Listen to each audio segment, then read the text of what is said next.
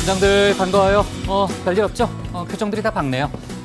10월 17일 정치부회의 시작합니다. 오늘은 이쪽에 좀 물어볼 테니까 양 반장이랑 얘기 좀 하고 있어요.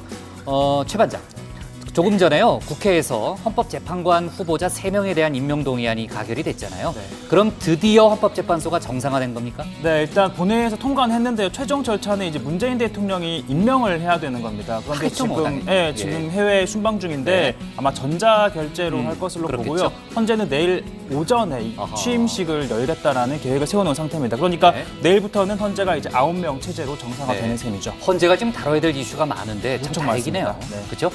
신 반장, 문재인 대통령이 지금 조금 전에 얘기했지만 전자결제 얘기했는데 어디에 있습니까? 아직 프랑스에 있어요. 아니요, 프랑스를 떠나서 오늘 새벽에 이탈리아에 도착을 했습니다. 아, 그래요? 아시다시피 중요한 일정이 이탈리아에 네. 많이 몰려 있잖아요. 맞아요. 그래서 우리 시각으로 내일쯤에 네. 그 교황청에서 미사도 보고 또 교황도 직접 면담을 할 예정입니다. 아, 내일 교황하고 면담하는 거죠? 그렇습니다. 좋습니다. 들어가서 얘기 좀 이어갈게요. 얘기 좀 했어요? 갑시다. 네.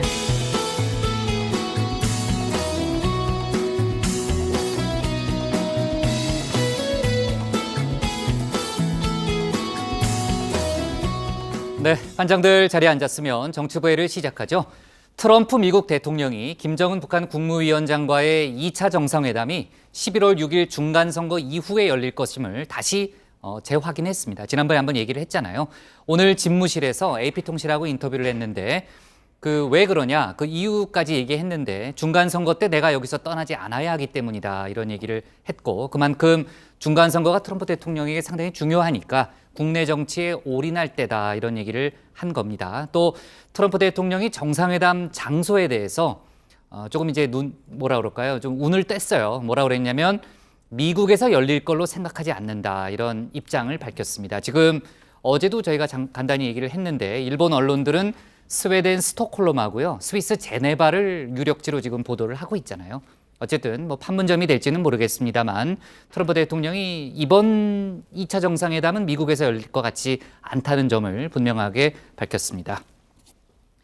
그리고 이제 사립 유치원 비리 관련한 파장 오늘도 계속되고 있는데, 이번 논의를 주도한 민주당 박용진 의원이 사립 유치원과 교육청의 유착 관계를 파헤칠 예정이다 이런 얘기를 했고요. 또 관련 제보도 있다 이런 설명을 했습니다.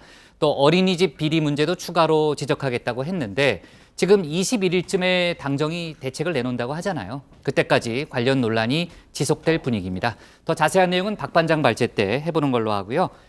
자유한국당 쪽에서는 서울교통공사 문제를 부각하는 모양새죠. 서울시 산하 서울교통공사의 정규직 전환 과정에서 기존 직원의 친인척이 다수 포함돼서 지금 채용 비리 논란이 불거진 상태잖아요.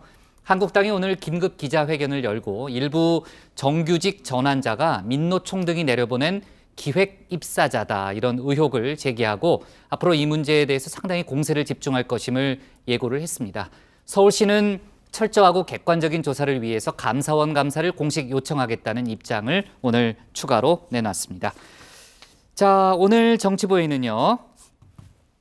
먼저 신 반장 발제를 들어보면서 문재인 대통령의 유럽 순방과 북미 정상회담 속보 등 외교안보 이슈부터 짚어보고요. 조금 전 본회의 상황 등 국회와 정치권 분위기를 이어서 다루겠습니다. 당권 도전을 시사한 홍준표 전 대표 소식, 또 제주 예멘인 난민 심사 결과 등도 알아봅니다. 그럼 먼저 신혜원 반장의 발제부터 시작하겠습니다.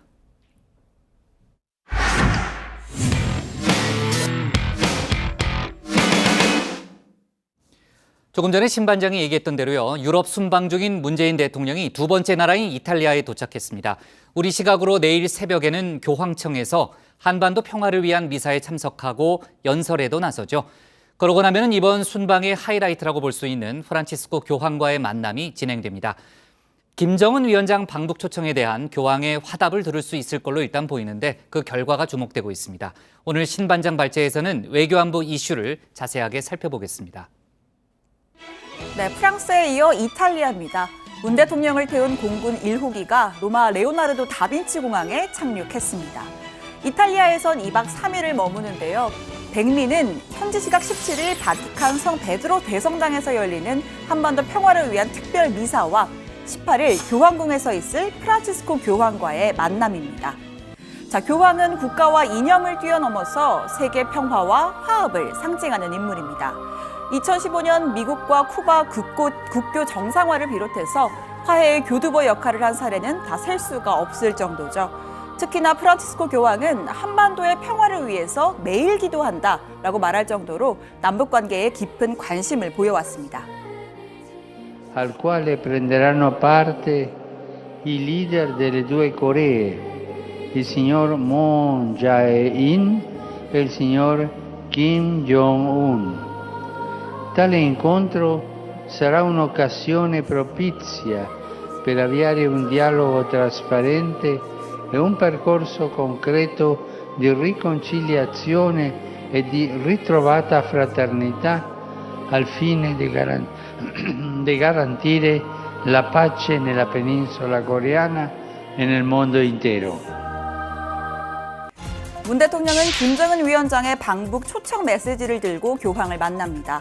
자, 보통의 정상회담과는 또 다른데요. 가톨릭에선 교황 접견을 알현이라고 하는데 그중에서도 문 대통령은 개인 알현, 즉 배석자 없는 독대를 합니다. 고해성사의 비밀을 절대 보장하듯이 개인 알현에서의 나눈 대화는 기록도 발설도 금지가 됩니다. 한반도 평화구상과 김정은 위원장의 메시지를 놓고 허심탄회한 대화가 가능하겠죠. 자, 문 대통령은 교황청의 기관지인 로세르바토레 로마노 특별기고를 통해서 한반도 평화를 위한 우리의 여정에서 교황성화의 기도와 축복은 큰 격려와 희망이 되었다. 이제 우리는 분단과 대결을 평화를 통해 번영으로 부활시킬 것이라고 밝혔습니다. 자, 문 대통령, 아니 세례명 문 디모테오 제2는 20년 전 어머니가 주신 묵주 반지를 한 번도 빼본 적이 없다고 할 정도로 아주 독실한 가톨릭 신자입니다. 지난해 펴낸 저서에선 초등학교 3학년 때 구호물자를 타기 위해서 성당 앞에 줄을 섰다가 영세를 받게 됐다는 일화도 소개했었죠. 취임 직후인 지난해 5월엔 한국 대통령은 처음으로 교황청의 취임 기념 특사단도 파견했습니다. 교황성하께서 두 번이나 이렇게 또 만나주시고 그래서 아주 성공적으로 아주 잘 이렇게 하신 것 같습니다. 감사드립니다. 저희 문재인 대통령부터 시작하신 새 정부가 잘 될 거라고 희망하면서 그래서 묵주까지 축성해서 또 선물로 주셨다는 말씀 들었습니다.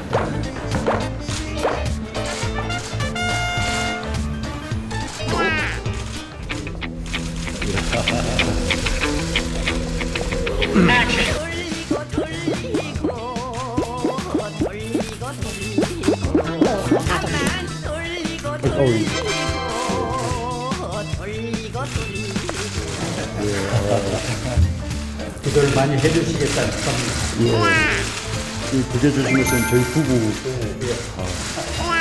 이제까지 제가 여러 차례 교황님을 뵙고 또 역대 대통령님들의 안부도 전해드렸는데 이렇게 별도로 챙겨주시는 것은 처음입니다.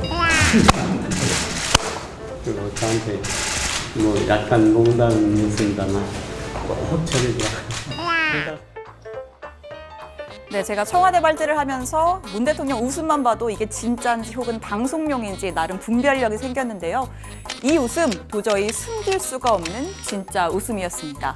묵주 선물에 이럴진데 직접 교황을 알현하면 어떤 표정이 나올지는 내일 발제에서 또 전해드리도록 하겠습니다. 자, 이탈리아에 가기 전 프랑스에서도 엄청난 환대를 받았는데요. 샹젤리제 거리의 카퍼레이드에 기마대 호위에 거리는 태극기로 가득 찼습니다. 특히 엘리제궁에서 열린 만찬은 예정 시간을 훌쩍 넘긴 3시간 가까이 이어지다가 양국의 의전장이 이제 그만하고 가셔야 합니다. 건의를 하고서야 끝이 났다고 합니다. 마크롱 대통령은 문 대통령의 일일 가이드 역할도 자처했습니다. 지금 보시는 것처럼 현무장이 저 뒤쪽에 있고요. 샹젤리제 그 내려오시는 그 길이 오른쪽에 있고요. 그리고 저쪽이 그랑팔레라고 하는 기념물입니다. 한불 양국은 경제협력과 문화 교류 방안도 논의했습니다. 문 대통령은 한불 비즈니스 리더스 서밋에 참석해서 프랑스 기업인들을 만났습니다. 우리는 서로에게 매력적인 시장이다. 지금이 협력을 발전시킬 최적기라고 강조했습니다. 한반도의 평화가 정착된다면 한국은 더 좋은 투자처가 될 것입니다. 나는 지금이 한불 간 경제 협력을 발전시킬 최적의 시기라고 자신 있게 말씀드립니다. 자, 문화교류라 말할 것도 없죠. 지난 14일 파리 시내에서 열린 한불 우정 콘서트 방탄소년단이 피날레를 장식했는데요. K-팝에 빠진 어린 학생들은 물론이고 나이가 지긋한 아저씨들까지 카메라를 들게 만드는 아주 열정적인 무대였습니다. 대한민국의 다양한 장르 아티스트들이 프랑스와 문화 교류를 통해서 더 많은 소개가 되었으면 좋겠습니다. 네, 오늘 청와대 발제 정리하겠습니다. 문 대통령 이탈리아 입성, 내일 교황의 방북 초청장 건넨다입니다. 네, 프랑스 마크롱 대통령과의 만찬이 거의 자정 가까이 진행됐다고 아까 그 신반장이 얘기하는데 대단하네요. 겨우 끝났다는 거 아닙니까? 아까 이제 신반장이 문재인 대통령의 세례명을 얘기하다가 약간 더듬댔는데 그게 좀 어려워요. 그래서 제가 그 신반장 발제하는 동안에 찾아봤습니다. 디모테오가 누군지 찾아봤더니 사도 바울의 제자라고 돼 있네요. 바울이 맞아요? 바오로가 맞아요? 하여튼 뭐 바울의 제자로 나와 있고요. 성모 마리아 임종을 지켜본 인물인데 제가 눈이 노안이라 가지고 하느님을 공경하는 자, 뭐 그런 뜻이 담겨 있다고 합니다. 자, 내일 청와대 발제에서는 그럼 교황 만남 소식을 전할 수 있는 거예요? 네, 시차가 좀 있어서요. 그 우리 시각 내일 새벽 1시에 그 한반도 평화를 위한 미사와 문 대통령 연설이 예정이 되어 있고 이 교황의 단독 면담은 우리 시각으로 오후 7시에 시작이 됩니다. 그러면은 미사 소식하고 문 대통령 연설 소식은 전할 수 있네요. 근데 교황과의 만남은 저희 회의 끝난 직후네요. 그렇죠. 금요일에 또 전해드려야 될 것 같습니다. 좋습니다. 그러면은 이게 지금 개인 아련이잖아요. 개인 아련은 통역만 들어가는 거 아닙니까? 이 다른 정상회담과 달리 교황과의 만남은 대화 기록이 남지가 않습니다. 이 때문에 뭐 기록원 또 배석을 하지 않고요. 아시다시피 프란치스코 교황 이탈리아어와 스페인어가 자유자재로 묵사하는 걸로 알려져 있는데 이 교황청이 지정한 통역자만 배석을 하는데 역시 비밀 엄수 서약을 하고 지켜야 합니다. 따라서 이 대화 내용은 문재인 대통령이 교황의 양해를 구해서 일부를 공개하는 형식이 될 가능성이 높은데요. 문 대통령은 지난 13일 유럽 순방 출발 당시 이 전용기의 그 교황의 일대기를 다룬 영화 프란치스코를 다 같이 보자고 제안을 해서 영화가 이 전용기에서 상영이 되기도 했다고 합니다.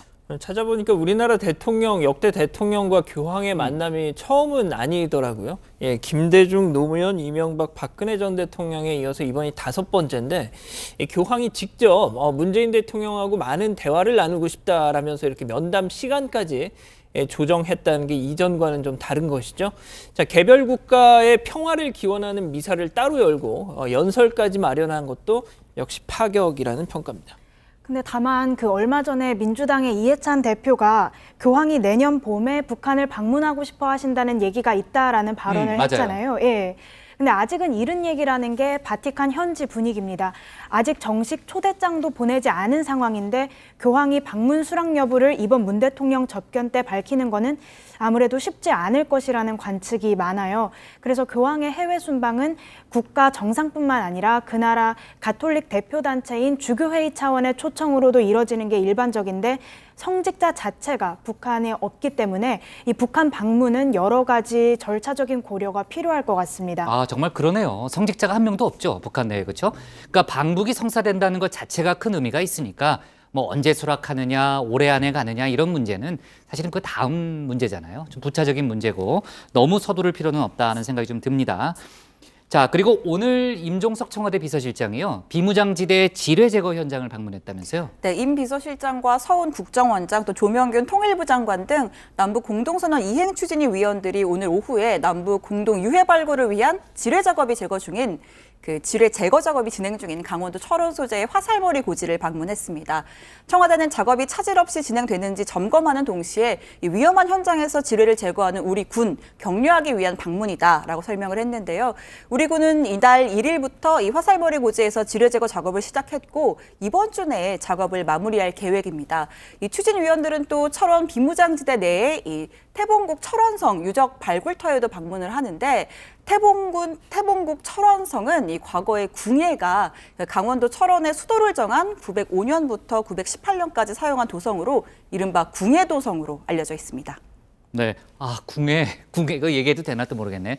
야, 궁예하면 또 그 명대사가 생각나잖아요. 네. 최반장. 박현주 반장 기침 소리를 내었는가? 머리에 마구니가 끼었구나. 혹시 아나요? 아, 네, 저 알죠? 압니다. 네. 그렇게 좋아해요. 네. 네, 온난이 반매움 이런 거. 너무 이제 과장된 반응을 보이면요, 최 반장이 계속하게 됩니다. 그래서 조심해야 되고요. 제 후배입니다. 네. 네, 네, 그래요? 주의하겠습니다. 네. 하여간 뭐 관심법, 관종역 역시 뭐 다 연상이 되는데 제가 예전에 어느 다른 방송사 프로그램 보니까요, 10년째 태조왕건을 매일 보는 분이 나왔더라고요. 어느 프로그램에. 안녕하세요인가 먼저 본 기억이 납니다. 하여간 뭐 그건 중요한 얘기가 아니고요. 남북이 올해 안에 동서해선 철도 및 도로 연결 착공식을 갖기로 합의했잖아요. 저희가 정치부 회의 때 그 얘기를 좀 다뤘는데, 이를 놓고 한미 공조에 뭔가 좀 문제가 생긴 거 아니냐, 차질이 있는 거 아니냐, 미국이 아주 강력한 불만을 제시했다, 이런 보도가 잇따랐는데 청와대가 오늘 이를 반박했다면서요. 그 10년째 태조왕건을 네. 보신다는 분은 네. 남성분인가요? 남성분이었어요. 네. 그렇군요. 지난 15일이었죠. 고위급 회담에서 이제 남북이 이 다음 달 말이나 12월 초쯤에 이 철도 연결 그리고 현대화 착공식 하기로 합의를 했고, 선행 작업인 공동 현지 조사를 진행하기로 했었지 않습니까? 하지만 휴전선을 이 관통하는 남북 연결 구간 공사는 아무래도 이 금수물품 반입 을 규정한 대북 제재가 완화돼야만 현실적으로 추진을 할 수 있기 때문에 이 현재 이 제재 국면에서 너무 이른 거 아니냐, 이런 비판이 제기가 되고 있죠. 특히나 일부 언론에서 이제 미국에서 이 과속 우려가 제기되고 있다, 이런 보도를 오늘 내놨는데요. 이에 대해서 청와대 김의겸 대변인, 이 철도 도로 문제는 예정대로 잘 되고 있고 미국과도 긴밀하게 소통해서 협조해 나가고 있다. 한미 공조는 최상의 협조 관계를 유지하고 있다, 이렇게 얘기를 하더라고요. 네, 또 그 착공식에 있어서 한미 간의 이견이 전혀 없는 것이냐, 이런 물음도 나왔는데요. 이제 부부 사이에도 서로 생각의 차이가 있을 수 있지만 그런다고 이혼하지는 않는다고 답을 했습니다. 김 대변인은 당시 신문을 직접 들고 나와서 보여주기까지 하면서 한미 공조에 대해 노심초사하는 우국 충정은 알겠지만 이제 그만 걱정은 내려놓으십시오라고 덧붙이기도 했습니다. 네. 근데 저 신문까지 들고 나와서 이렇게 얘기하는 거는 아주 이례적인 장면 아니에요, 박 반장? 네, 김 대변인은 직접 이 신문을 들고 나와서 조선일보 며칠자 몇면, 중앙일보 며칠자 몇면 이렇게 콕콕 집어가면서 언급을 했는데요. 오늘 발언에 문 대통령의 의중도 포함된 것이냐라는 물음에는 전적으로 대변인으로서 말씀드린 것이라고 답을 했습니다. 네, 사실 뭐 외교라는 게요, 다양한 분석 또 전망이 가능한 거 아니겠습니까? 오늘 보니까는 조윤재 주미대사가요, 남북관계와 비핵화가 반드시 같은 속도로 갈 수는 없다. 남북관계가 조금 앞서갈 수도 있는데 그러면은 또 북미 협상을 끌어가는데 또 도움이 된다. 이런 식의 해석을 이제 내놨고요. 최근 이제 북미 대화를 보면요, 최 반장, 저희가 이제 종전선언이 상당히 중요한 포인트였잖아요. 저희가 그 얘기를 정치부에서 많이 다뤘었는데 이제는 무게 중심이 대북 제재 완화로 좀 옮겨진 듯한 그런 분위기죠. 네, 확실히 최근 북한은요, 종전 선언에 대해서는 별다른 언급이 없습니다. 이 김정은 위원장이 폼페이오 장관 방북 때 종전 선언은 별로 중요하지 않다라고 말했다는 얘기도 나왔고요. 또 북한 매체들은 미국이 받기만 하고 주진 않는다라면서 제재 완화를 강하게 주장을 하고 있습니다. 반면 미국은 선비핵화 후 제재 완화라는 기조를 유지하면서 국제사회의 유엔 제재 이행을 강조하고 있는데요. 스티브 비건 국무부 특별대표도 러시아를 방문을 했는데 최근 북중, 북러 간 밀착으로 국제공조에 균열이 생긴다는 우려를 잡기 위한 것으로 풀이가 됩니다. 좀 전에 스티브 얘기 전에 뭐라고 얘기하려고 그랬어요? 제가 영어를 잘한 박현주 반장이 있어가지고 긴장을 했습니다. 네. 네, 알았습니다. 네.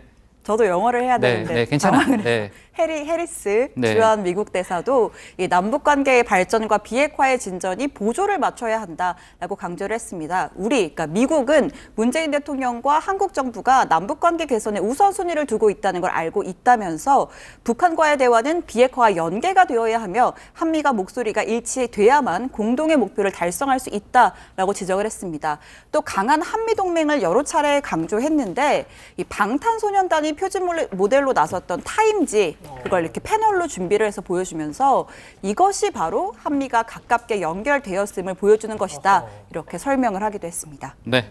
아무래도 박 반장이 있으니까 반장들이 영어 쓰는 걸 상당히 부담스러워하는군요.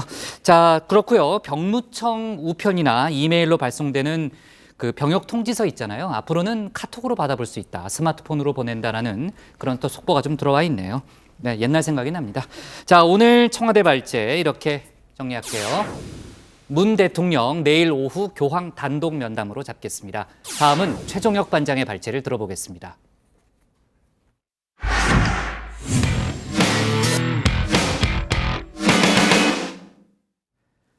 국회가 오늘 헌법재판관 후보자 3명에 대한 선출을 위한 원포인트 본회의를 열고 여야가 추천한 3명의 후보자 선출안을 통과시켰습니다. 한 달 가까이 이어져 온 헌재 마비 상태가 사실상 오늘부터 해소된 거죠. 이런 가운데 여야 공방이 극심하던 국정감사는 오늘 하루 잠깐 숨 고르게 들어갔는데 최 반장 발제에서는 재판관 선출 등 국회 이슈를 자세하게 정리해 보겠습니다. 자, 헌법재판소는 재판관 9명 가운데 7명 이상이 있어야 사건을 심리할 수 있습니다.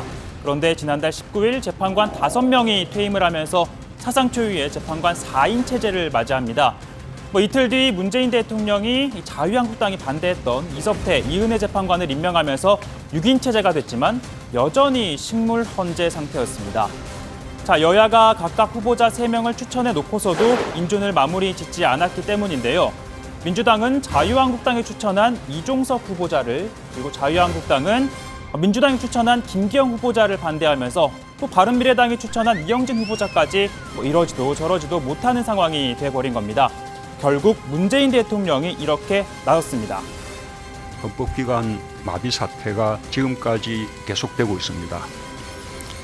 국회의 책무 소홀이 다른 헌법기관의 공백 사태를 초래하고 국민의 헌법적 권리까지 침해하고 있는 상황을 조속히 해소해 주시기 바랍니다.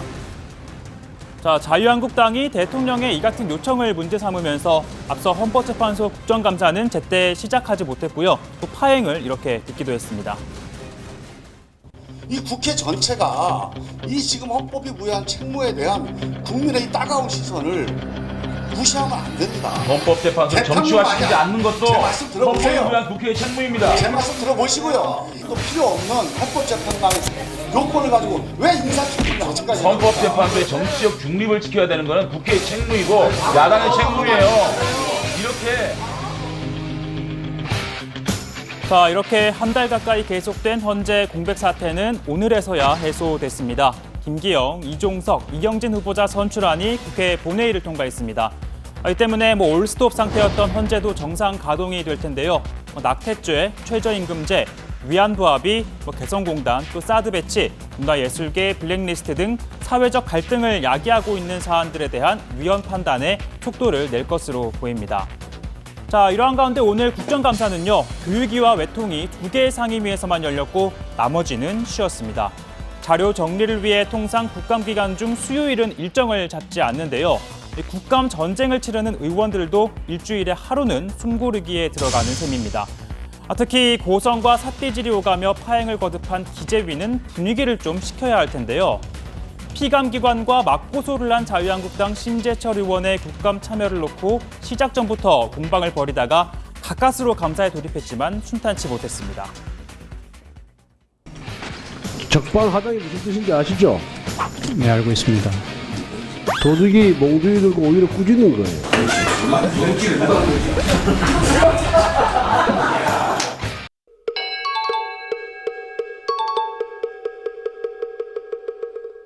네, 김경엽 의원님, 동료 의원 질의하는데 그러지 마죠. 자, 국회의원들이 제일 싫어하는 것 중 하나가 본인이 말을 할 때 다른 의원들이 끼어드는 겁니다. 권성동 의원 이렇게 점잖게 발언을 하고 있는데 김경엽 의원이 끼어들고 게다가 이 비아냥 섞인 표현에 웃음까지 터지자 심기가 불편해진 것 같은데요. 한마디를 날리자 또다시 고성이 오갑니다. 정말 싸가지가 없네요. 네. 김경엽 의원. 네? 그렇게 얘기하시는 분 싸가지가 있어요. 싸우러 왔어요, 여기에? 참 진짜 버르장머리 없네. 버르장머리 없는 거는 의원님, 나이 어린 사람이 나이 많은 사람한테 하는 표현이 아니에요. 자, 이쯤에서 잘잘못을 한번 따져보겠습니다. 요약을 하자면 권성동 의원은 김경엽 의원에게 싸가지가 없다라고 했고요. 김 의원은 권 의원에게 버르장머리가 없다라고 했습니다. 먼저 싸가지입니다. 이 표준 국어 대사전에 따르면 싹수의 방언으로 이 싹수란 어떤 일이나 사람이 앞으로 잘 될 것 같은 낌새나 징조를 의미합니다. 이 사실 싸가지가 없다라고 하면 욕처럼 보이지만 제가 오전에 국립국어원에 직접 물어봤더니 이 싸가지는 방언일 뿐 속된 의미는 없다라고 합니다. 자, 다음 김경엽 의원이 내뱉은 버르장머리. 사전에서는요, 버릇을 속되게 이르는 말로 이 또 버릇이라는 의미는 윗사람에 대하여 지켜야 할 예의를 뜻합니다. 마찬가지로 국립국어원 확인 결과 이 버르장머리는 아랫사람이 윗사람에게 쓰는 건 예의에 맞지 않다라는 답이 돌아왔는데요. 권성동 의원이 60년생, 김경엽 의원이 62년생, 즉 김 의원의 발언은 예의가 없는 표현이었습니다. 사실 제가 누가 더 잘했다, 누가 더 잘못했다를 판가름하려는 건 아니었고요. 이렇게 여야 의원들이 불필요한 말싸움을 벌이는 동안 가장 좋아할 사람들은 정작 이들이 감자를 벌이기 위해 증인석에 앉혀놓은 피감기관이 아닐까 싶습니다. 자, 이렇게 고성과 삿대질, 또 삭막하기만 했던 기재위 국감장에서도 잠시나마 웃음이 터지기도 했는데요. 이번에도 해결사를 자처한 건 심상정 의원이었습니다. 국회의원으로서 부끄러움을 하세요. 위원회 깽받치지 마라. 국회법을 지켜야 될 거 아닙니까? 이거 민주의 무력에 의한 공무집행 방해야. 이거 국감을 이렇게 방해할 수 있어? 나가서 싸우실 분 나가서 싸우고 국감 좀 하게 해요. 관리 잘못했으면 잘못했다고 한마디 하면 그걸 끝나는 거지. 심의원님 나가 계세요. 이름을 불러주세요. 심의원이 많으니까. 그렇게 족구를 하고 싶어요. 너무 시끄러워서. 심의원이 많아. 정신건강에 지장이 많아요. 진짜. 자, 내일부터는 또 어떤 모습이 펼쳐질지 주목해 보겠습니다. 자, 오늘 발제 이렇게 정리하겠습니다. 재판관 후보자 본회의 통과, 헌재 공백 사태 해소입니다. 네, 자 본격적인 얘기를 하기 전에 아주 긴급한 속보는 아닌데요. 이제 폼페이오 미 국무장관이 최근에 이제 북한에 4번째 갔다 왔잖아요. 4차 방북을 갔다 와서 포린 어페어스라는 외교 전문지가 있습니다. 상당히 권위 있는 그 매체고요. 저도 심심할 때 가끔 읽는 그런 매체인데 거기에 이제 글을 올렸는데 이런 내용이 있습니다. 이제 오바마 정부 때 이란하고 핵과 관련한 포괄적 협상을 했잖아요. 그때 포괄적 공동 행동 계획보다 훨씬 더 우월한 협상이 될 거다라는 얘기를 하면서 최종적이고 완전하게 검증된 그런 비핵화가 미국의 목표고 김정은 위원장도 이에 동의를 했다. 이렇게 얘기를 했습니다. 그러니까 FFVD죠. 거기에 대해서 김정은 위원장이 동의했다는 부분을 강조했고요. 또 강력한 검증이 이루어질 거고 북한이 대량 파괴무기나 탄도미사일 프로그램을 다시 시작하는 게 불가능한 이제 그런 상황이 될 거다라는 얘기를 했습니다. 그러니까 확실한 검증과 함께 불가역적인 부분을 이제 강조한 그런 기고문이 이제 조금 전에 이제 공개가 돼가지고요. 제가 그 내용을 간단히 소개해봤고, 자 여야 원내 대표가요 어제 대승적인 차원에서 표결에 합의했다 이렇게 설명을 했잖아요. 그러니까 3명의 재판관 후보자 선출안이 임명동의안이 오늘 국회 본회의를 조금 전에 이제 통과를 했습니다. 드디어 이제 헌재 공백 사태가 해결됐다는 얘기를 아까 했고, 그리고 이제 어제 저희가 잠깐 얘기했지만요. 정개특위, 사개특위 부분에도 합의를 한 거잖아요. 네, 그렇습니다. 선거구제 개편을 논의하기 위한 정개특위는요, 3개월간에 걸친 긴 협상 끝에 여야가 구성에 합의했습니다. 선거제 개편과 관련해서는 여야의 이해관계가 엇갈리는 만큼 가시밭길 예고하고 있는데, 현재 한국당을 제외한 원내 정당들은 현행 선거제도를 연동형 비례대표제로 바꿔야 한다는데 원칙적인 공감대를 갖고 있습니다. 반면 한국당은 중대선거구제 개편에 더 큰 의지를 보이는 모습이고요. 또 현재 정개특위 위원장에는 심상정 정의당 의원이 내정이 된 상태입니다. 다만 지난 지방선거에서 압승한 민주당의 입장에서는 다소 불리한 이 연동형 비례대표제를 다음 총선부터 강하게 추진할지는 미지수입니다. 또 사개특위위원장에는요 민주당 박영선 의원이 내정이 됐다고 하네요. 검경 수사권 조정, 공수처 설치 이런 권력기관 개혁에 대한 논의 본격화될 걸로 보입니다. 자, 이 여야는 정개특위, 사개특위위원 구성을 놓고 합의를 번복하는 합의하고 번복하고 이런 일이 있었죠. 부침을 겪었는데 당초 합의에서 민주당이 한석을 양보하면서 이 두 특위 모두 민주당 8명, 자유한국당 6명, 바른미래당 2명, 비교섭단체 2명 이렇게 합의를 했습니다. 특히 이 사개특위의 경우는 한국당이 비교섭단체 한 자리를 추천하기로 했다고 하네요. 자, 민주당 홍영표 원내대표 얘기 한번 들어보시죠. 우리 당은 특위 구성을 더 이상 지연시킬 수 없다는 판단에 따라서 대승적 차원에서 야당의 정수 재조정 요구를 받아들였습니다. 특히 이번 합의에서 우리 당이 강조했던 사항은 인사청문회 제도 개선입니다. 인신 공격과 비방만 일삼는 인사청문 제도는 반드시 개선해야 합니다. 지금 자유한국당 등 일부 야당에서는요, 문재인 정부의 소득주도 성장이 소상공인하고 또 자영업자를 외면했다는 그런 주장을 펼치고 있잖아요. 이에 대해서 박 반장, 민주당이 본격적으로 민생 챙기기에 나선 그런 분위기네요. 네, 민주당은 오늘 민생 연석 회의를 이제 출범을 하고 당사자들의 목소리를 직접 듣겠다, 또 정부 경제 정책을 뒷받침하는 기구로 자리매김하겠다라고 밝혔습니다. 민생 연석 회의요? 예, 민생 연석 회의입니다. 네, 민생 연석 회의는 이게 이해찬 대표의 공약이기도 했는데요. 이 대표는 사회적 대타협을 이룬 나라는 선진국에 쉽게 들어가고 아니면 정체되는 것을 이제 많이 경험을 했다면서 대타협을 통해서 모든 국민이 함께하는 포용국가로 가기를 기대한다고 했습니다. 오늘 출범식에서는 불공정 카드 수수료 체계를 개선하고 또 주택 임대차 보호 등 5개의 과제를 발표했습니다. 네, 요즘 뭐 정치권에서는 가짜라는 단어가 참 많이 들리잖아요. 민주당 쪽에서는 가짜 뉴스를 좀 많이 주장을 하고 있고, 지금 이제 가짜 일자리 특별위원회를 또 자유한국당은 구성을 했습니다. 문재인 정부가 단기 일자리를 급조해서 눈속임을 하고 있다, 이런 주장을 펼치고 있다면서요? 네, 이 자유한국당은 정부가 고용 통계를 발표를 할 때 이 단기 아르바이트 수준의 일자리를 제외를 해서 급조된 일자리가 이 통계에 반영되지 않도록 해야 한다는 입장입니다. 특위위원인 민경욱 의원, 이 국토부 산하기관을 전수조사한 결과 청와대와 기재부의 압박에 국토부에서만 연말까지 단기 일자리 14,000개가 급조된 것으로 드러났다면서 이는 취업자 수와 실업률 통계를 왜곡하는 데 활용될 것이다라고 비판을 했습니다. 김성태 원내대표 역시 정부 여당의 안전망 일자리 정책에 대해 고작 2개월짜리 일자리가 안전망 일자리인지 묻지 않을 수 없다라고 했는데요. 한번 들어보시죠.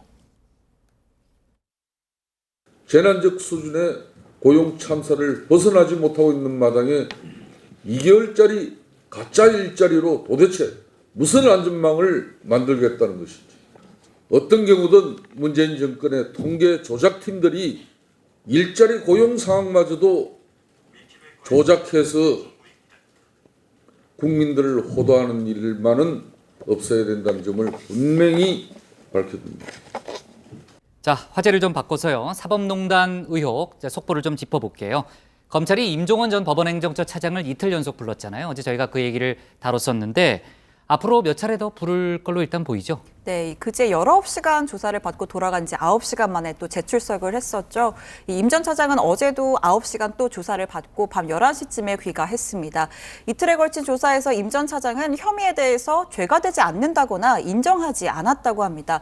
또 검찰이 불리한 진술이나 문서를 내밀면 기억이 나지 않는다, 이렇게 모르쇠로도 일관한 것으로도 전해지고 있는데, 다만 검찰 관계자는 본인의 USB에 갖고 있던 문건 자체를 전혀 모르는 물건이라고 하기는 쉽지 않을 것이다 라고 설명하기도 했습니다. 그러면서 현재 약 절반 정도의 조사를 마쳤다, 조사 범위가 광범위해서 한두 차례 이상 추가 조사가 진행될 것으로 보인다고 밝혔습니다. 이 조사들을 모두 마친 뒤에 구속영장 청구 여부를 결정할 방침입니다. 네, 저희도 몇 차례 얘기했지만은 임종원 전 차장의 신병 처리가 결정이 되면은 그 다음에 이제 박병대 전 대법관이라든지 또 양승태 전 대법원장으로 가는 그런 수사가 진행이 되겠죠.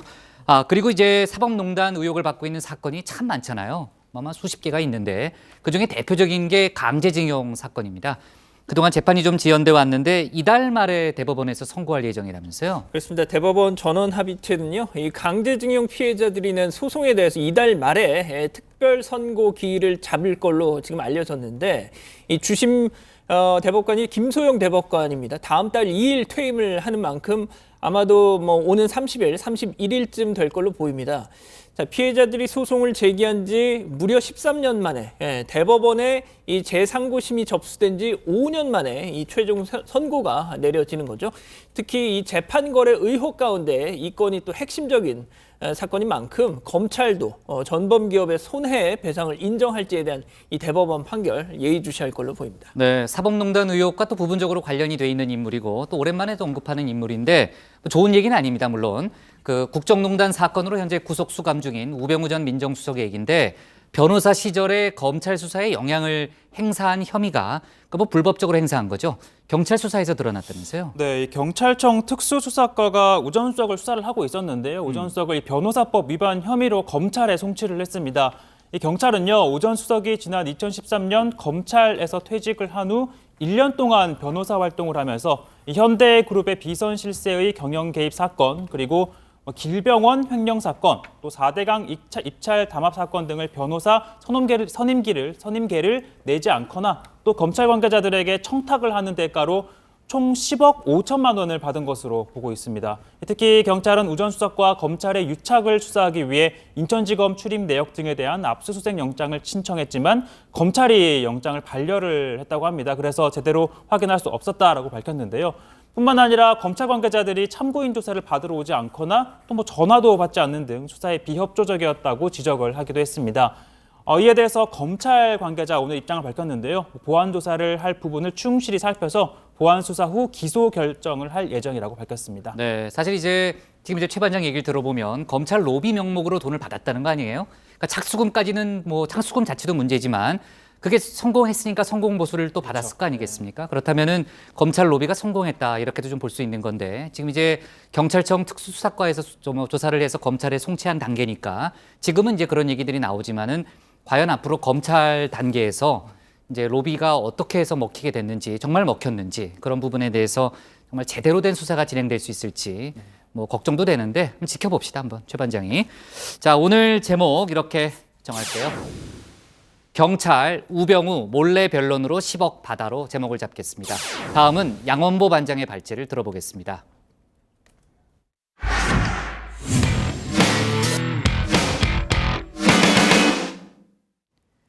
자유한국당 홍준표 전 대표가 사실상 정치활동 재개를 선언했습니다. 한국당 내부에서 그동안 자신을 비판하더라도 못 본 척했지만은 이제는 더 이상 참지 않겠다 이렇게 말을 한 거죠. 전원책 조광특위위원 영입 이후 인적 쇄신 분위기가 고조되면서 주요 물갈이 대상으로 거론되는 데 따른 위기감의 발로가 아니냐 이런 해석도 나오고 있는데 과연 홍 전 대표는 어떤 식으로 행동에 나설까요? 오늘 양 반장 발제에서는 관련 소식과 여러 정치권 뉴스를 함께 정리해 보겠습니다. 네, 그렇습니다. 홍준표 전 대표 결국 시동을 걸었습니다. 그동안 한국당에서 홍 전 대표의 위상, 과연 직전 대표가 맞나 싶을 정도로 동네북이 따로 없었죠. 자, 전당대회 출마 못하게 당규를 바꿔야 된다. 심지어 제명해버리자 이런 얘기까지 나왔으니 말이죠. 게다가 김병준 비대위원장 별로 신경 안 쓰는데 투명인간 취급을 하죠. 전원책 변호사는 당대표를 나온다면 제 무덤을 파는 격이다. 이런 격한 말도 했습니다. 자, 그동안 무슨 수모를 당해도 꾹 참고 있던 홍 전 대표. 이젠 더 이상 못 참겠다. 분노 쾅 터트린 겁니다. 자, 뭐라고 썼는지 한번 보시죠.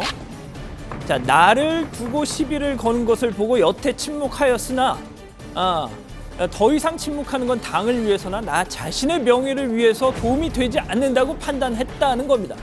자, 그러면서 그 다음부터 쭉 자신의 업적을 적었죠. 지지율 4%짜리 당의 대선 후보가 돼서 24% 득표했고 나름 선전을 했고 또 74% 압도적 지지로 당대표가 되고서는 선거 패배 후엔 나는 깨끗이 책임지고 사퇴를 했다 말이죠.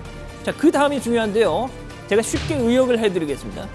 자, 서울시장, 도지사 패배 책임지고 난 분말 없이 물러났는데 너희 의원들 시장, 군수, 지방의원 패배 책임 안 질 거야? 나한테 다 퉁치고 아몰랑 할 거야?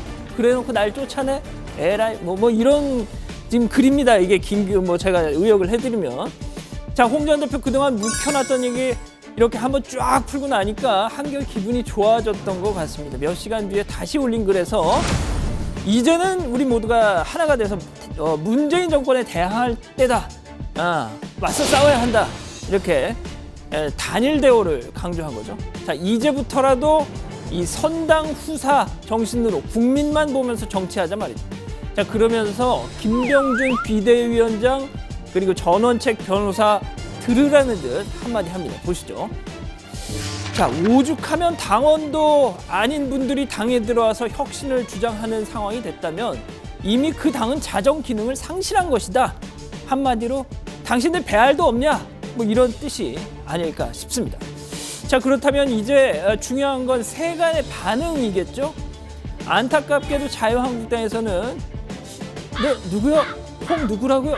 거의 이런 식으로 상당히 분위기가 쎄합니다. 그런데 당의 반응과 달리 인터넷은 지금 뜨겁기가 그지없습니다. 자, 포털 다음 기사 중에서요.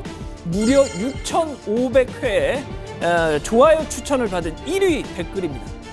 정말 비장합니다. 이렇게 말이죠. 홍준표 대표님, 정녕, 당신을 목 놓아 부르는 국민의 목소리가 들리지 않습니까? 좋습니다. 네. 문재인 대통령도 국민의 부름으로 대선에 나서 당선됐습니다. 당연히 홍준표님도 대선 후보로 정진해야 합니다. 야, 이거 분위기가 점점 고조되고 있어요. 당신 뒤에는 수백 명의 어버이 연합과 엄마 부대가 있습니다. 아, 이거 좀 이상한데요, 이제부터 좀. 당신의 막말은 당신 것이 아닙니다. 네. 이게 다 끝까지 듣고 보니까 이 반어법이었던 것 같습니다. 죄송합니다. 저희가 미처 확인을 다 못해. 네. 자, 어쨌든 홍 전 대표의 행보 이제 계속 좀 주시를 해봐야 될 것 같다는 생각이 드네요. 자, 다음 소식으로 가보겠습니다. 네, 서울시 산하의 TBS 교통방송 간판 프로그램이죠. 뉴스공장 진행자 김어준 씨가 이 회당 100만 원의 출연료를 받는다. 자유한국당이 오늘 밝혔습니다. 자, 서울시로부터 제출받은 자료를 통해서 이렇게 밝힌 건데 회당 100만 원씩 주 5일 기준이면 500만 원, 뭐 한 달로 치면 2천만 원의 출연료를 받는 거죠. 자, 김어준 씨 출연료 지상파 라디오까지 통틀어서 원톱. 그러니까 예를 들면 배철수의 음악 캠프 진행자 배철수 씨, 여성시대 진행자 양희은 씨보다 많다라는 게 자유한국당 설명입니다. 자, 교통방송 측은요, 청취율 1위 프로그램인 만큼 출연료도 많이 주는 거다라고 한 반면에 자유한국당 쪽에선 서울 시민들 세금으로 운영되는데 이건 너무 과한 거 아니냐 이렇게 지적을 합니다. 이건 뭐 좀 다른 얘기지만요. 저희 부장도 JTBC 간판 시사 프로그램 진행자인 만큼 정말 깜짝 놀랄 출연료 받고 있습니다. 부장 어떻게 공개해 주실 의향이 있으신가요? 제가 받고 있다고요? 제가 깜짝 놀랄 출연료를 받고 있다고요? 그럼요. 근데 그거 얘기하면 안 되죠. 회사 내부 사정인데. 그거 절대로 안 되죠. 근데 제가 한 가지 힌트만 주면은 제가 한 달 내내 주 일주일, 주 7일 근무해도 아마 김어준 씨 1회 출연료에 많이 못 미칠 겁니다. 네, 한 번 나오는 거에 많이 못 미칠 거예요. 네. 예, 부장 그럼 제 거라도 좀 드릴까요, 그럼? 됐어요. 그 정도만 얘기할게요. 네. 아무래도 부장께서는 조만간 회사를 나가서 이제 프리 선언을 하지 않을까 이렇게 좀 전망이 되네요. 자, 마지막 소식으로 가겠습니다. 어제 국회 정무위원회 인권위 국감에서 좀 험악한 분위기가 연출이 됐습니다. 자유한국당 김성원 의원 국감 중에 인권위 간부들을 일으켜 세워서 이렇게 얘기한 거죠. 이면주 국장 일어나봐요. 그 옆에 왼쪽 옆에 누굽니까? 누구예요? 소속하고 성함 얘기하세요. 예, 권익위원회 권익개선 정책부터 안준호 국장이에요? 예. 지금 두 분 뭐 하고 계시는 거예요? 여기 국감장에서 잣대 말고 길길거리고 웃고 있어요. 뭐 하는 겁니까 지금? 제가 계속 쳐다봤는데도. 네, 들으신 대로입니다. 김성원 의원 질의 중에 아마도 아까 그 2명의 인권위 간부들이 서로 잡담을 하고 그랬던 것 같습니다. 자, 김 의원이 이렇게 강하게 질책을 한 건데요. 지적이 당연하죠. 신성한 국감장에서 그러면 안 되죠. 그런데도 조금 이 장면 불편하다는 분들도 많더라고요. 그러니까 의원님들도 국감장에서 별의별 거 다 하지 않습니까? 그러니까 우린 되고 니들은 안 되고 이게 조금 좋게 타일렀어도 되지 않았을까 싶다는 지적이었습니다. 자, 오늘 준비한 소식은 여기까지입니다. 사실 이제 자유한국당 내부에서는요, 홍준표 전 대표에 대해서 사실 좀 심하다 싶을 정도로 무시하는 기류가 있었잖아요. 일개 당원일 뿐이다. 이런 코멘트도 있었고, 사실 그럼에도 불구하고 홍 전 대표가 페이스북에 글은 썼지만 아주 공식적인 반응을 보이지 않아서 속내가 어떨까 상당히 궁금했는데 어제 오늘 연이틀 이제 SNS에 글을 올렸잖아요. 본인의 심경을 아주 정확히 밝혔다고 보여지고 그 신반장 본격적으로 정치 행보에 시동을 걸었다 이렇게 볼 수 있는 거죠. 네, 지금 김병준 비대위 체제가 전원책 조광특위를 앞세워서 보수 대통합론 연일 띄우고 있고 또 한쪽에서는 인적 쇄신에 대한 의지를 계속 내비치는 상황에서 이제 더 이상은 침묵했다간 완전히 기선 제압을 당할 수 있다라고 판단을 한 게 아닌가 싶습니다. 저는 어제 올린 글 중에서 이 복귀를 기정사실화하는 대목을 하나 꼽자면 선거는 이길 수도 있고 질 수도 있다. YS나 DJ가 선거에 졌다고 모든 게 끝났느냐라고 반문하는 부분이었거든요. 그러니까 당내의 올드보이 이선 후퇴론을 정면으로 반박을 한 겁니다. 네, 홍준표 전 대표의 움직임은 저희가 이제 본격적으로 이제 시동이 걸렸으니까 좀 지켜봅시다. 뭐 최종 목표 지점이 어딘지는 저희가 지금은 이제 추측하는 거니까 뭐 아닐 수도 있거든요. 근데 일단은 그렇게 뭐 예상하는 사람이 참 많은데 한번 좀 지켜보고, 자, 그와 별개로요. 지금 자유한국당의 최대 화두가 보수 대통합으로 보입니다. 어느 순간 이제 그동안은 이제 인적 쇄신 논의가 참 많았는데 어느 순간부터는 다 모이자 이런 분위기로 좀 바뀌는 거 아니에요? 네, 그러니까요. 아시다시피 황교안 전 총리, 오세훈 전 서울시장은 입당 의사를 직간접적으로 밝힌 상황이고, 특히 김병준 비대위원장, 내일 원희룡 제주지사 면담을 위해서 제주도로 갑니다. 그런데 원 지사 오늘 오전에 입장문을 냈는데요. 면담에는 응하겠지만 무소속 도지사로서 도민에게 이미 약속했듯이 중앙정치로부터 한 발짝 떨어져서 오로지 도정에만 전념할 것이다라는 뜻을 밝힌 겁니다. 아직은 시기상조고 야권 재편 과정을 조금 더 지켜보겠다는 뜻이 아닌가 싶습니다. 네, 박 번장이 조금 전에 이제 그러니까요 그러는데 전 뮤지컬 배우가 연기하는 줄 알았어요. 그렇죠. 뭐 대사를 읊는 것 같지 않았어요? AI가 온 줄 알았어요. 네, 그랬어요? 좀 영혼을 이상한데 좀 담아서 비판인 것 하겠습니다. 같은데. 자, 어쨌든 사람 영입뿐 아니고요. 세력 확장에도 시동을 거는 거 맞죠, 재반장? 그 과정에서 좀 논란이 일고 있는 부분이 있는데요. 전원책 위원 인터뷰가 발단이 된 겁니다. 친박단체 회원들도 품어야 한다는 주장을 펼쳤는데요. 이렇게 얘기를 합니다. 그들은 박근혜 전 대통령에 대한 가장 열렬한 지지자로 극우라는 표현을 써서는 안 된다. 이른바 극단주의자들은 폭력으로 자신들의 이념을 실천하는 사람들이다. 하지만 태극기 부대는 우리들 아버지, 어머니 같은 평범한 부모들이다. 그러니까 그들을 보수 세력에서 제외하는 것은 아니다라고 했는데요. 그러니까 당내에서는 떠오르는 사람이 한 명 있죠. 당연히 대한애국당 조원진 대표도 다시 데려와야 한다는 논의가 나오고 있다라는 얘기가 나오는 겁니다. 그 태극기 부대 얘기까지 나오니까요. 당장 바른미래당에서 발끈하던데 손학규 대표가 한마디 했죠, 양반장. 그렇습니다. 오늘 회의에서요. 자유한국당이 추구하는 보수 대통합은 수구 보수의 전열 정비다. 이렇게 한마디로 정의를 했습니다. 그리고 전원책위원회 태극기 부대 언급에 대한 반응 관련해서 하태경 최고위원은 더 강하게 지적을 했는데요. 한번 들어보시죠. 이왕 태극기 부대하고 극우 대통합 선언한 김에 태극기 부대와 이란성 쌍둥이인 일베하고도 대통합하겠다고 선언하시기 바랍니다. 태극기 부대는 대한민국 헌법을 부정하는 세력입니다. 네, 그리고 어제 저희 회의 직전에 이재명 경기지사가 신체 검증을 전격적으로 받았다는 소식이 들어왔잖아요. 저희가 어제 그래서 관련한 그 내용을 이제 속보로 전했는데 그 소식을 잠깐만 더 짚어볼게요. 어제 아주대병원 발표, 그러니까 점이 없다, 뭐 검은 점이 없다라는 그런 발표 이후에는 일단은 이 지사 쪽이 힘을 좀 받는 분위기 아니에요? 네, 그렇습니다. 뭐 동그란 점이나 레이저의 흔적, 수술 봉합, 절제 등의 흔적이 없다는 거였죠. 김용 경기도 대변인도 진실이 명백히 밝혀진 만큼 소모적인 논란이 불식되길 희망한다라고 말했습니다. 경찰 역시 병원 검사 결과를 참고하겠다라고 했습니다. 하지만 아직도 해경궁 김 씨 트위터 계정주에 대한 의혹, 또 친형 정신병원 강제 입원 의혹 수사가 진행 중인 상황이라서 이 지사에게는 여전히 부담으로 작용하고 있고요. 경찰은 조만간 이 지사의 부인인 김혜경 씨를 소환 조사하겠다는 입장을 밝힌 상황입니다. 네, 저도 지금 뭐 가끔 뉴스를 체크하고 있는데 김부선 씨 본인 반응은 아직 안 나온 거죠, 박 반장? 네, 아직 없습니다. 다만 법률 대리인인 강용석 변호사는 새로운 주장을 펴기 시작했는데요. 애초에 스모킹건은 점이 아니라 현직 최고위층이 관련된 움직일 수 없는 증거가 있다라면서도 구체적인 내용은 밝히지 않았습니다. 요즘 강 변호사가 유튜브 방송을 운영하고 있는데 당사자인 김부선 씨를 직접 방송에 모셔서 얘기를 자세히 들어보겠다라고 하기도 하더라고요. 아, 그래요? 현직 최고위층이 관련된 무슨 증거가 있다고 주장을 했다는 거죠? 예. 좀 들어봅시다. 그건 어떤 내용인지.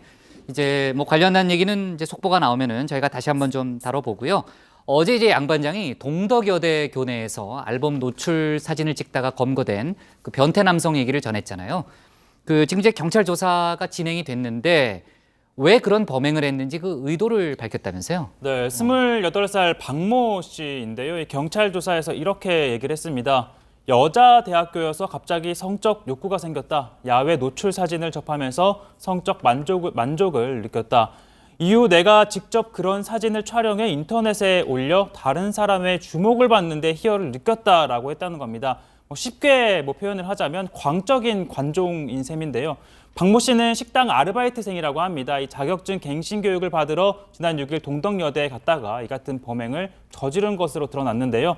경찰은 압수물도 공개를 했습니다. 보시면 저렇게 점퍼가 있고요.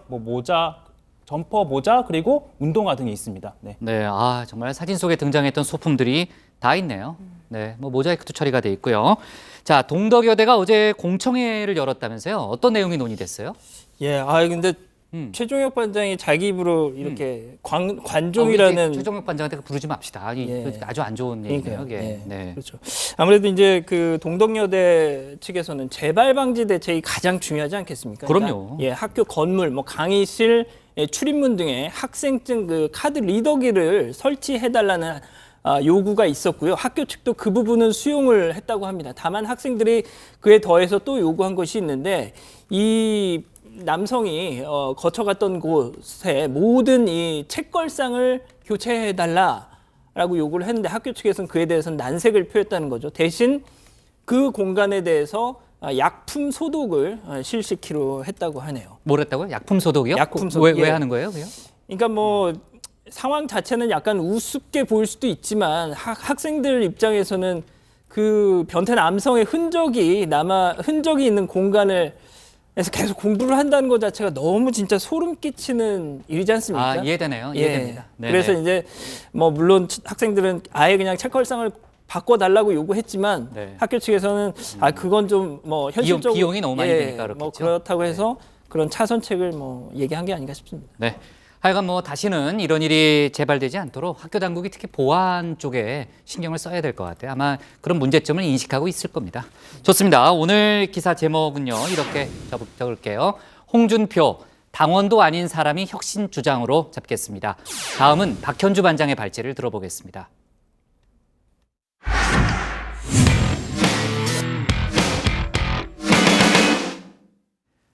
고 김창호 대장을 비롯해 히말라야에서 사고로 숨진 우리 원정대원 5명의 시신이 오늘 가족 품으로 돌아왔습니다. 김 대장의 모교인 서울시립대에 합동분향소가 마련돼서 아침부터 좁은 객들의 발길이 이어지고 있습니다. 오늘 박 반장 발제에서는 히말라야에서 생을 마친 우리 원정대 관련 소식을 알아보고요. 예멘인 난민 300여 명에 대한 체류 허가 등 다른 현안들 내용도 살펴보겠습니다. 남들이 가지 않은 길은 곧 김창호 대장의 길이었습니다. 산은 사람의 힘으로만 올라야 한다며 히말라야 14자를 산소통 없이 올랐습니다. 집에서 집으로, 성공한 등반은 집으로 무사히 돌아오는 것이라고 했지만 결국 산에서 눈을 감았고 오늘 다시 집으로, 가족들 품으로 돌아왔습니다. 막내 이재훈 대원부터 이밀진 촬영감독, 장비를 담당한 유영직 대원, 정준모 한국산악회 이사, 그리고 김창호 대장의 시신이 차례로 들어왔습니다. 히말라야에서 아마 그들은 다시 등산을 시작할 겁니다. 감사합니다. 김창호 대장의 모교인 서울시립대에 마련된 합동분향소. 김창호 대장의 히말라야는 김창호 대장의 타고난 어떤 그런 능력이라기보다 남보다 더 많은 그런 노력을 하고 훈련을 해서 그렇게 해서 얻어진 김창호 대장의 뜻을 기리기 위해서 학교에 기념 강의실을 만들 예정이고요. 사진이라든가 이런 기록물들을 가지고 전시회를 할 예정입니다. 이런 명패를 아마 강의실에 이제 달아서 모레 합동 연결식을 끝으로 대원들은 마지막 작별 인사를 하게 됩니다. 다음 소식으로 넘어가 보겠습니다. 오늘 제주도에 있는 예멘 난민들에게는 운명의 날이었습니다. 지난 5월 전쟁을 피해서 제주도로 수백 명이 몰려오긴 왔는데 정식으로 난민 인정을 받을 수 있을지 아니면 적어도 계속 남아있어도 될지가 판가름 나기 때문입니다. We want to live excellent life and good life without problems. Our country. We want to be comfortable and relax life. 난민 신청자는 총 458명, 운명은 세 갈래 길이었습니다. 난민 지위, 아니면 인도적 체류, 아니면 불어. 과연 결과는 이 중 난민으로 인정받은 사람은 아무도 없었습니다. 하지만 총 339명에 대해 인도적 체류 결정이 내려졌습니다. 앞서 지난달 14일 인도적 체류 허가를 받은 23명과 합하면 362명이 앞으로 1년 동안 한국에 머물 수 있는 겁니다. 법무부는 테러 가능성 등을 꼼꼼히 따져봤다고 설명했습니다. SNS라든지 또는 그 테러 부분에 대한 또 여러 가지 또 정보나 제보 이런 부분들도 다 종합적으로 반영을 했고요. 그중에서 스크린을 다 끝내서 문제가 없는 사람들에 대해서는 인도적 체류 허가자로 분류가 되는 경우가 있고, 문제가 있다고 조금 소지가 있다고 보이는 사람들에 대해서는 심사 보류 대상자로서 계속 조사를 하고 있습니다. 그러면 여기서 OX 퀴즈 빠르게 풀어봅니다. 오늘 체류 허가를 받은 예멘인 A씨, 제주도를 떠나 서울이나 다른 내륙 도시로도 이사 갈 수 있다. 답은 O입니다. 출도 제한 조치가 해제돼서 지금 당장 비행기나 배를 타고 국내 육지로 갈 수도 있는 겁니다. 물론 제주도에 그대로 남아있는 것도 괜찮습니다. 실제로 지난달에 체류 허가를 받은 난민 신청자 23명 중에선 1명만 빼고 모두 서울이나 부산 등으로 가겠다고 밝혔습니다. 하나 더 가보겠습니다. 지금도 제주도에는 예멘인들이 비자 없이도 들어올 수 있다. 이 퀴즈는 부장이 직접 풀어볼 수 있을까요? 아, 저요? 오늘 저한테 왜 이렇게 많이 물어봐요? 아까 답이 O였으니까 X 아니에요? X로 할게요.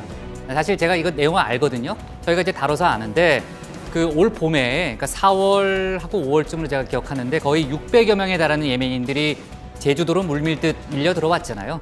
비자 없이 올 수 있어 그랬는데, 그리고 나서 그 직후에 정부에서 막은 걸로 제가 기억하고 있습니다. 정답입니다. 아까 답이 O였으니까 이번엔 X인데 제가 너무 허술했는데 앞으로는 좀 더 치밀하게 준비를 해보겠습니다. 부장 말대로 정부는 지난 6월 1일부터 예멘인들도 비자 없이는 제주도에 올 수 없도록 했습니다. 그전까지는 제주특별자치도 특별법에 따라서 비자 없이 들어와서 한 달 동안은 머물 수 있고, 또 난민 신청을 한 경우에는 심사 기간 동안 쭉 머물 수 있었는데요. 이제는 무사증 입국 불허 국가에 포함이 돼서 비자 없이는 못 들어옵니다. 어쨌든 전례 없는 대규모 체류 허가가 오늘 내려졌습니다. 정부는 이렇게 많은 인원을 동시에 체류 허가를 해준 건 처음이라고 설명했습니다. 반면에 체류 허가조차 받지 못한 34명은 한국을 떠나거나 아니면 행정소송이나 이의 신청으로 다시 난민 신청을 해서 다퉈보는 그 갈림길에 서 있습니다. 오늘 준비한 마지막 소식 있습니다. 바로 사립 유치원 비리입니다. 어제 신반장이 준비한 다정회 이 유치원에 이어서 어쩌면 그 후속 시리즈 다정회 어린이집까지 준비해야 할지도 모르겠습니다. 청와대 국민청원 게시판을 보면요, 어린이집 비리도 이렇게 전수조사를 해달라라는 글이 수십 개 올라왔습니다. 당정, 시립 유치원 비리가 일파만파 퍼지자 유치원 비리를 막기 위한 종합대책을 내놓겠다고 했습니다. 사립유치원도 국공립유치원 수준으로 회계 투명성을 높이는 게 핵심입니다. 또 심각한 비리를 저지른 유치원은 실명도 공개할 것으로 보이는데요. 이게 또 논란의 중심입니다. 한국유치원총연합회가 오늘 법원에 비리 유치원 명단을 공개하지 말아달라고 한 겁니다. 앞서 지난 12일 MBC가 박용진 더불어민주당 의원이 확보한 시도교육청의 유치원 감사 결과를 홈페이지에 실명으로 공개를 했죠. 한유총이 여기에 맞서서 MBC를 상대로 공개금지 가처분 신청을 냈습니다. 어제는 고개를 숙이면서 제도 탓에 오명을 썼다고 말하기도 했죠. 큰 심려를 끼쳐드린 것에 대해 이유 여하를 막론하고 송구스러운 마음을 감출 수가 없습니다. 이번 사태에는 맞지 않는 회계감사 기준에 의해 비리라는 오명을 듣게 되었습니다. 하루 만인 오늘은 사립유치원 전체가 비리 유치원으로 매도되고 있다며 가처분 신청을 낸 겁니다. 이런 가운데 이번 사립유치원 비리 폭로를 그야말로 하드캐리한 민주당 박용진 의원, 소송에 굴하지 않고 끝을 보겠다고 했습니다. 여기는 건드리면 벌칙 건드리는 겁니다. 그러니까 아마 엄청 시끄러울 거고 소송도 걸리셔야 될 거고 그런데 괜찮으시겠습니까? 하자. 저는 제가 다 각오했어요. 이거 시작할 때. 오늘 교육위에서도 지방교육청을 중심으로 사립유치원 비리 관련 질의가 이어졌습니다. 오늘 발제는 여러 이슈가 있지만 이렇게 정리하겠습니다. 고 김창호 대장 등 원정대 시신 가족 곁으로입니다. 네, 오늘 분향소가 열린 첫날이잖아요. 신반장, 많은 사람들이 조문을 왔다면서요? 네, 고인들이 생전에 같이 산에 가던 그 동료 산악회원들 또 산악연맹 관계자들의 발길이 이어졌습니다.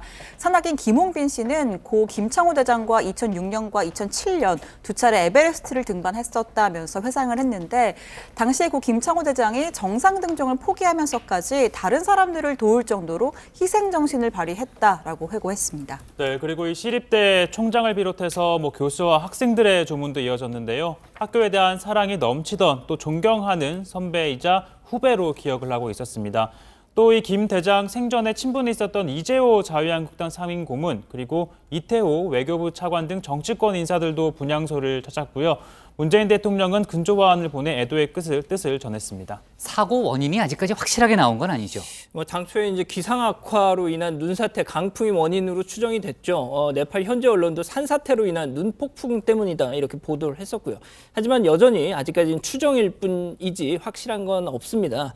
생존자가 없기 때문에 희생된 대원들에 대한 부검 결과가 나올 때까지 2주 정도 더 기다려야 하는 상황이라네요.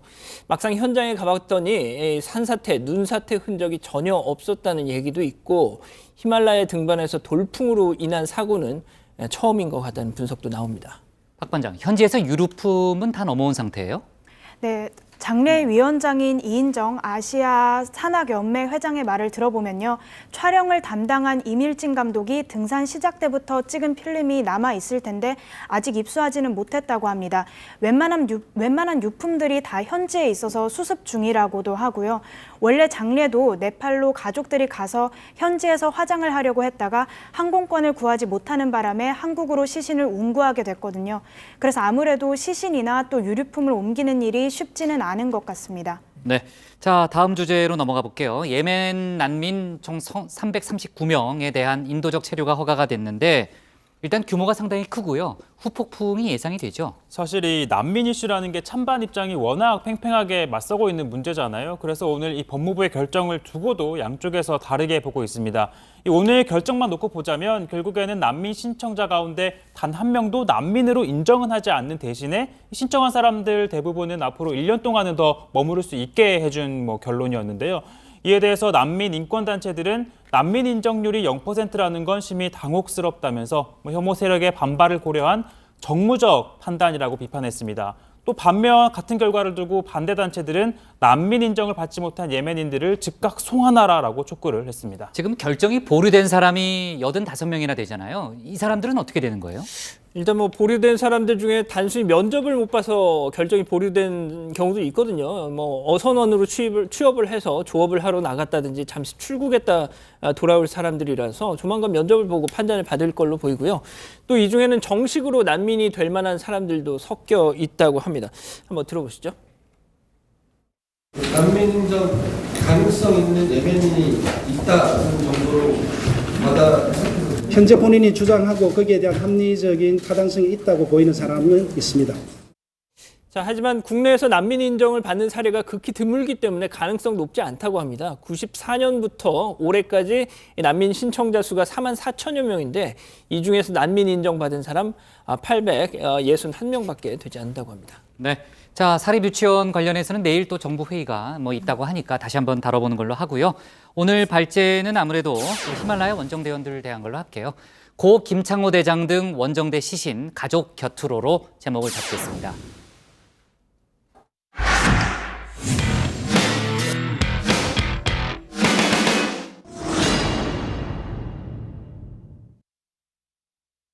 안녕하세요. 톡 쏘는 정치의 강정입니다.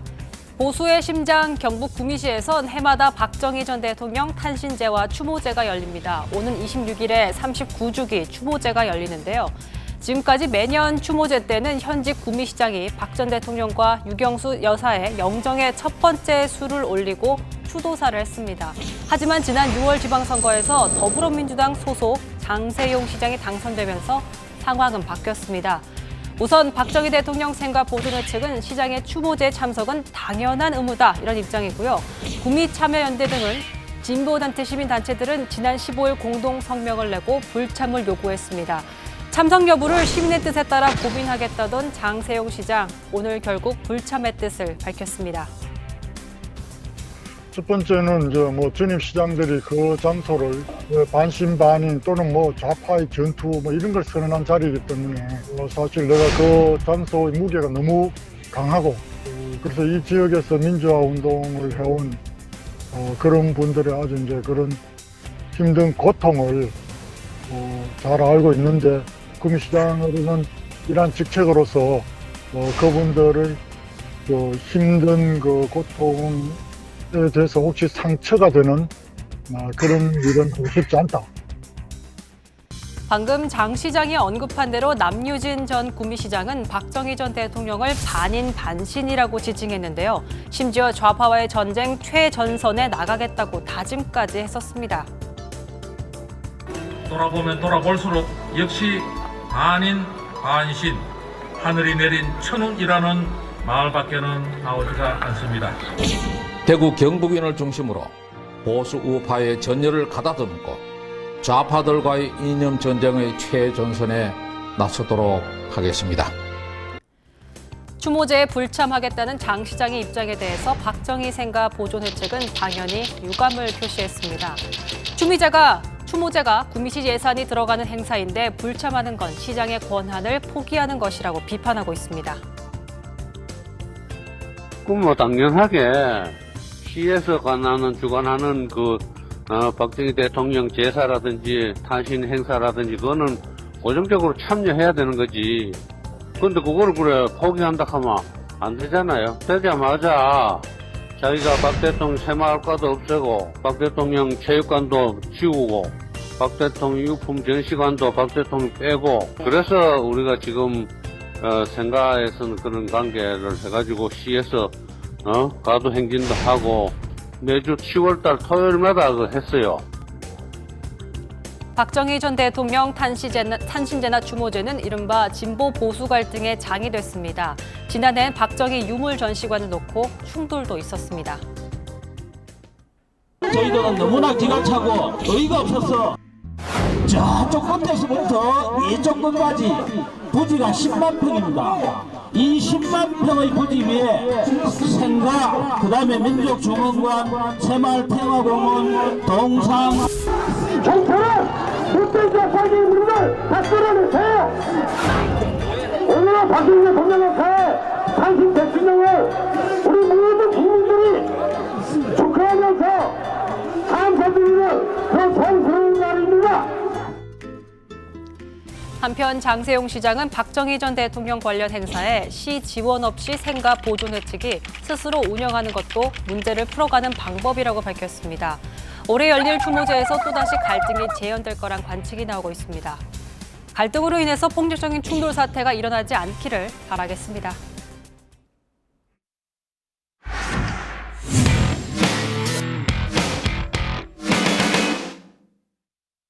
네, 오늘 저희가 고른 한 컷은 장애는 변명이다. 일본 패럴림픽 포스터 논란입니다. 2020년 하계 패럴림픽 대회 개최를 앞두고 일본 도쿄도가 제작한 포스터가 논란이 됐습니다. 장애는 변명에 지나지 않는다. 졌다면 자신이 약한 것일 뿐이라는 그런 문구가 적혀 있는데 과거 한 선수의 인터뷰 내용을 인용한 겁니다. 하지만 이 포스터가 공개가 되자 장애인에 대한 배려가 없다는 비판이 일본 내에서 쏟아졌습니다. 장애인들에게 변명하지 말라고 다그치는 걸로 해석될 수 있기 때문에 행정기관의 메시지로는 부적절하다는 겁니다. 논란이 커지자 일본 도쿄도는 모든 포스터를 철거하고 사과했습니다. 저희 나라 얘기는 아니죠. 우리나라 얘기는 아니죠. 다른 나라 일이기는 하지만은 행정기관의 메시지는 신중해야 한다는 걸 잘 보여주는 사례가 아닐까 합니다. 오늘 정치부에는 여기까지고요. 저희는 내일 다시 찾아뵙겠습니다. 네, 수고했습니다. 네. 뭐 할 얘기가 없네요, 오늘은. 뭐 할 얘기 없어요? 없습니다. 네. 고생했어요. 네, 고생하셨습니다.